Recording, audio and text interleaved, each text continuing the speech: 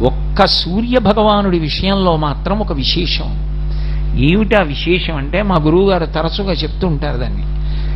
భగవంతుడికి బాలభాస్కరుడి యొక్క కిరణములు పడుతున్నప్పుడు మీరు పాయసాన్నం వండి ఆయన ఎదురుగుండా పెట్టి ఆయనకి నైవేద్యం పెట్టారనుకోండి, ఆయన కిరణ స్పర్శ, కిరణములంటే కరములు, కరములంటే చేతులు అని అర్థం, ఆయన కిరణములు ప్రసారమవుతాయి.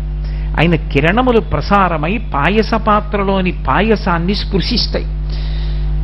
చాలా ఇబ్బంది కలిగినటువంటి రోజుల్లో మా గురువుగారు పాయసాన్నాన్ని అలా నివేదన చేసి ఇచ్చి ఇబ్బందులు తగ్గించినటువంటి సందర్భాలున్నాయి.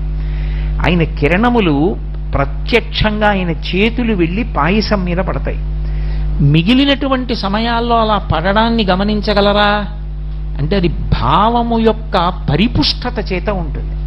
సూర్యకిరణముల యొక్క స్పర్శ మీరేం పెద్ద కష్టపడిపోయి కళ్ళు మూసుకుని చూడక్కర్లేదు.